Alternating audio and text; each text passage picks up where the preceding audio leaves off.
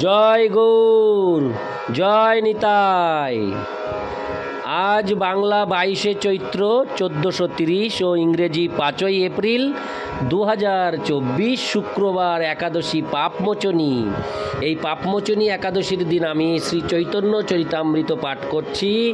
আজ আমি পাঠ করছি শ্রী চৈতন্য চরিতামৃতের আদিলীলার দ্বিতীয় পরিচ্ছেদের বস্তু নির্দেশ মঙ্গলাচরণে শ্রী চৈতন্য তত্ত্ব নিরূপণের শ্লোক 14, 15, 16, 17, 18 ও 19। অডিওর শুরুতে আমার সকল ভক্তিমতী মা ও ভক্তবৃন্দের কাছে আমার বিনীত প্রার্থনা, আমি আপনাদের কাছে একটি কথা খুব আন্তরিকতার সাথে বলতে চাই যে আমার এই অডিওটি আপনাদের কাছে পৌঁছে দেওয়ার জন্য আমি অনেক প্রচুর পরিশ্রম করি যাতে সুন্দরভাবে আপনাদের কাছে পৌঁছে যেতে পারে। তাই আমার এই পরিশ্রমে যদি আপনারা একটু আশীর্বাদ ও সহযোগিতা করেন তাহলে আমার এই পরিশ্রম করতে বিন্দুমাত্র কোনো কষ্ট বা দ্বিধাবোধ হবে না, কারণ আপনাদের আশীর্বাদ পেলে আমার আর কিছু চাই না। তাই আপনারা আমার প্রত্যেকটি অডিও প্রথম থেকে শেষ পর্যন্ত শ্রবণ করে একটি কমেন্টসের মাধ্যমে জানাবেন আপনাদের কেমন লাগলো। আর আপনারা অতি অবশ্যই আমার এই ক্ষুদ্র ইউটিউব চ্যানেল অমৃত গ্রন্থকে সাবস্ক্রাইব করে আমার পাশে থেকে আমার এই ভক্তি পথের মধ্যে এসে আমাকে আশীর্বাদ করুন প্রচুর পরিমাণে। হরে কৃষ্ণ হরে কৃষ্ণ কৃষ্ণ কৃষ্ণ হরে হরে, হরে রাম হরে রাম রাম রাম হরে হরে। শ্লোক 14। যস্য প্রভা প্রভবত জগদন্ত কোটি কোটিষ্বশেষ বসুধা দিবিভূতি ভিন্নম তদ্ব্রহ্ম নিষ্কলমনন্তমশেষভূতং গোবিন্দমাদি পুরুষং তমোহং ভজামি। অনুবাদ: অনন্ত কোটি ব্রহ্মাণ্ডে অনন্ত বসুধাদি বিভূতি থেকে যা পৃথক সেই অখণ্ড অনন্ত ও অশেষভূত ব্রহ্ম, যার প্রভা সেই আদি পুরুষ গোবিন্দকে আমি ভজনা করি। তাৎপর্য: এই শ্লোকটি ব্রহ্ম সংহিতা থেকে উদ্ধৃত। অনন্ত কোটি ব্রহ্মাণ্ডের প্রতিটি ব্রহ্মাণ্ডেই বিভিন্ন আকৃতি ও পরিবেশ সমন্বিত অসংখ্য গ্রহ নক্ষত্রে পূর্ণ, সে সমস্তই প্রকাশিত হয়েছে অনন্ত অদ্বয় ব্রহ্ম বা অদ্বয়, হরে কৃষ্ণ, অদ্বয় ব্রহ্ম, অনন্ত অদ্বয় ব্রহ্ম বা পরম পূর্ণ থেকে, যা পূর্ণ জ্ঞানে বিরাজমান। সেই অন্তহীন ব্রহ্মজ্যোতির উৎস হচ্ছেন পরমেশ্বর ভগবান শ্রী গোবিন্দের চিন্ময় দেহ, এবং সেই গোবিন্দই আদি পুরুষ রূপে বন্দিত হয়েছেন। ইতি শ্লোক 14। শ্লোক 15। কোটি কোটি ব্রহ্মাণ্ডে যে ব্রহ্মের বিভূতি, সেই ব্রহ্ম গোবিন্দের হয় অঙ্গকান্তি। শ্লোকার্থ: ব্রহ্মা বললেন, যে নির্বিশেষ ব্রহ্মের বিভূতি কোটি কোটি ব্রহ্মাণ্ড জুড়ে পরিব্যাপ্ত, সেই ব্রহ্ম হচ্ছেন গোবিন্দের অঙ্গকান্তি। ইতি শ্লোক 15। শ্লোক 16। সেই গোবিন্দ ভজি আমি, তেহ মোর পতি, তাহার প্রসাদে মোর হয় সৃষ্টি শক্তি।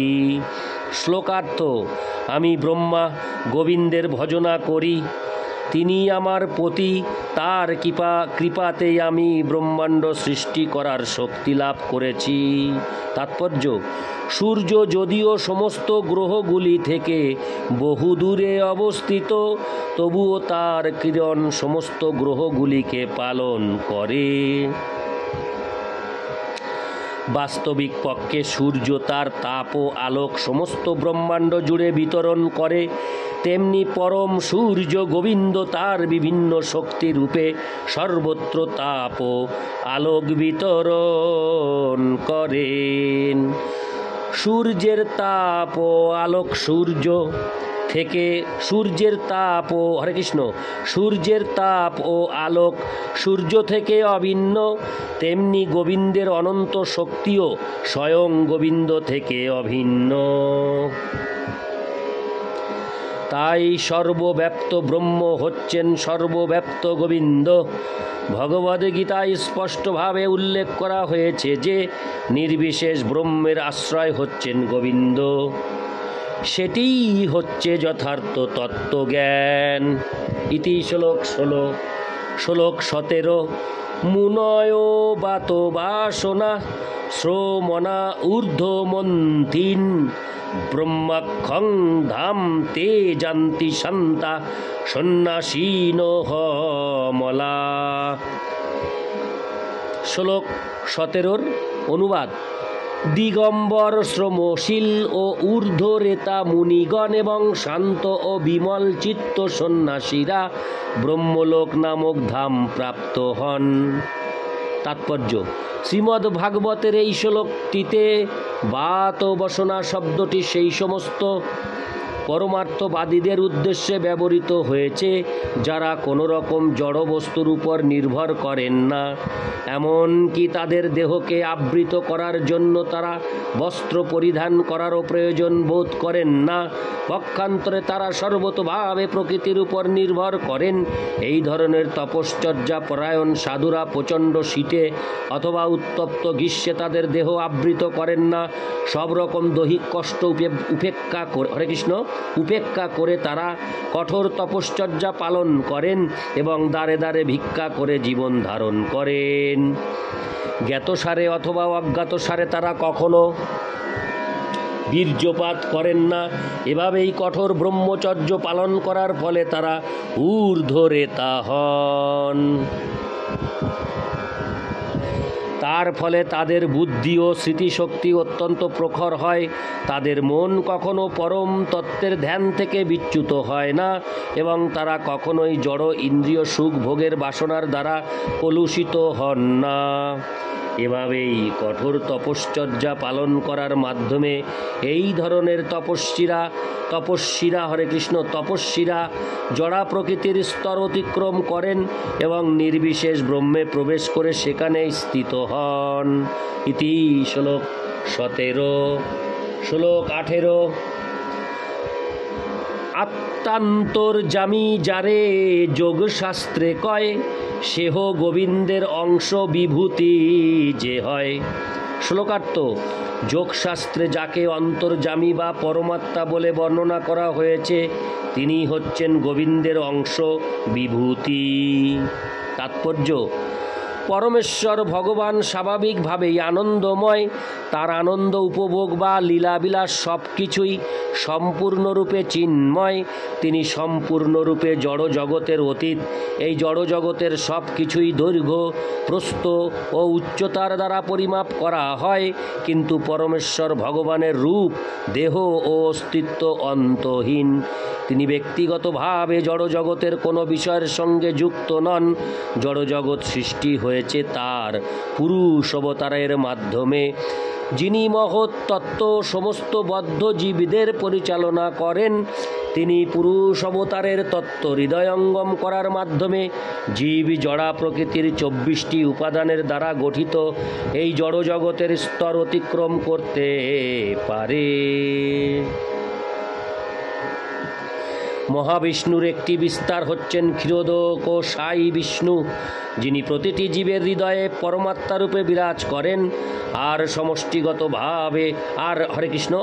সমষ্টিগত জীবের পরমাত্মা বা দ্বিতীয় পুরুষ হচ্ছেন গর্বোদক সাই বিষ্ণু।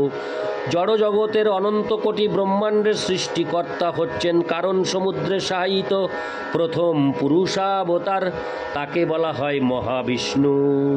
এই তিন পুরুষ অবতার জড়জগতের ক্রিয়াকলাপ নিয়ন্ত্রণ করেন। প্রামাণিক শাস্ত্রে নির্দেশ দেওয়া হয়েছে প্রতিটি জীব যেন পরমাত্মার সঙ্গে তাদের সম্পর্কের পুনঃপ্রতিষ্ঠা করে। বাস্তবিকই যোগ পদ্ধতি অবলম্বন করে পরমাত্মার সঙ্গে সম্পর্ক স্থাপনের মাধ্যমে জড়া প্রকৃতির প্রভাব থেকে মুক্ত হওয়া যায়। যিনি সৃষ্টিতত্ত্ব সম্বন্ধে পুঙ্খানুপুঙ্খভাবে অধ্যয়ন করেছেন তিনি অতি সহজেই জানতে পারেন যে এই পরমাত্মা হচ্ছেন পরমেশ্বর ভগবান শ্রীকৃষ্ণের অংশ প্রকাশ। ইতি শ্লোক 18। শ্লোক 19। অনন্ত স্ফটিকে জয়ীছে এক সূর্য ভাসে, তৈছে জীবে গোবিন্দের অংশ প্রকাশে। শ্লোকার্থ: এক সূর্য যেমন অনন্ত স্ফটিকে প্রতিফলিত হয়ে বহুগুণে প্রকাশিত হয়, তেমনি গোবিন্দ নিজেকে পরমাত্মা রূপে সমস্ত জীবের হৃদয়ে প্রকাশ করেন। তাৎপর্য: সূর্য একটি বিশেষ স্থানে অবস্থিত হলেও অন্তহীন মণিরত্নে তার প্রতিফলন হয় এবং তখন মনে হয় সূর্য যেন সেই মণিগুলির মধ্যে অসংখ্য রূপে অবস্থান করছে। তেমনি পরমেশ্বর ভগবান যদিও নিত্যকাল ধরে তার চিন্ময় ধাম গোলক বৃন্দাবনে বিরাজমান, তবুও তিনি পরমাত্মা রূপে সকলের হৃদয়ে প্রতিফলিত হন। উপনিষদে বলা হয়েছে যে জীবাত্মা ও পরমাত্মা একই বৃক্ষে উপবিষ্ট দুটি পক্ষীর মতো। পরমাত্মা জীবকে তার পূর্বকৃত কর্মফল অনুসারে সকাম কর্মে নিযুক্ত করেন, কিন্তু জীবের এই কর্মের সঙ্গে পরমাত্মার প্রত্যক্ষ কোনো সংযোগ নেই। জীব যখনই সকাম কর্ম ত্যাগ করে ভগবানের পরমাত্মার শ্রেষ্ঠত্ব সম্বন্ধে অবগত হয়ে তার সেবায় যুক্ত হয়, তৎক্ষণাৎ সে সব রকমের জড় উপাধি মুক্ত হয় এবং সেই শুদ্ধ অবস্থায় সে বৈকুণ্ঠ নামক ভগবত ধামে প্রবেশ করে। প্রতিটি জীবের পথপ্রদর্শক পরমাত্মা কখনোই জীবের কামনা বাসনা চরিতার্থ করার কাজে যুক্ত হন না, কিন্তু জড়া প্রকৃতির মাধ্যমে তাদের কামনা বাসনা চরিতার্থ করার আয়োজন তিনি করেন। জীব যখনই পরমাত্মার সঙ্গে তার নিত্য সম্পর্কের কথা অবগত হয়ে তার দিকে অবলোকন করে, তৎক্ষণাৎ সে সমস্ত জড়জাগতিক বন্ধন থেকে মুক্ত হয়। খ্রিস্টান দার্শনিকেরা যারা কর্মফলে বিশ্বাস করে না, তর্কচ্ছলে তারা বলে যে পূর্বকৃত যে কর্ম সম্বন্ধে কোনো রকম ধারণাই আমাদের নেই, তার ফল কিভাবে এই জীবনে ভোগ করা সম্ভব। আদালতে প্রথমে সাক্ষীর মাধ্যমে কয়েদিকে তার অপরাধ সম্বন্ধে অবগত করানো হয় এবং তারপর তাকে দণ্ড দেওয়া হয়। মৃত্যু যদি পূর্ণ বিস্মৃতি হয় তাহলে তার পূর্বকৃত পাপ কর্মের জন্য দণ্ড ভোগ করতে হবে কেন? এই ধরনের ভ্রান্তিমূলক প্রশ্নের উত্তর পরমাত্মা উপলব্ধির মাধ্যমে যথাযথভাবে পাওয়া যায়। পরমাত্মা হচ্ছেন জীবের পূর্বকৃত কার্যকলাপের সাক্ষী। কোনো মানুষের হয়তো ছোটবেলার কথা মনে না থাকতে পারে, কিন্তু তার পিতা যিনি তাকে ধীরে ধীরে বড় হতে দেখেছেন তার অবশ্যই মনে থাকে। তেমনি জীব জীবনে বিভিন্ন দেহ পরিবর্তন করলেও পরমাত্মা সর্বদাই তার সঙ্গে অবস্থান করে তার সমস্ত কার্যকলাপের কথা মনে রাখেন। ইতি শ্লোক 19। হরে কৃষ্ণ। আমি আমার সকল ভক্তিমতী মা ও ভক্তবৃন্দের কাছে একটি সুখবর দেব আজ।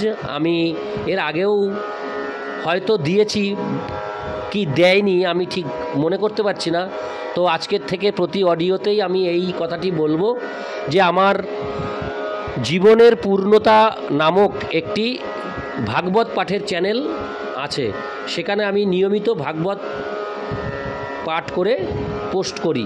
আপনারা যদি উৎসাহিত হন, অবশ্যই জীবনের পূর্ণতা এই চ্যানেলটিকে সাবস্ক্রাইব করে ওই চ্যানেলের মধ্যে গিয়ে ভাগবত পাঠের অডিওগুলি শুনে আপনারা শান্তি পেতে পারেন।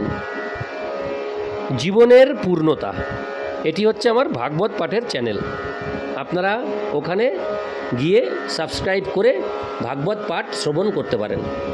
জয় গৌর, জয় নিতাই।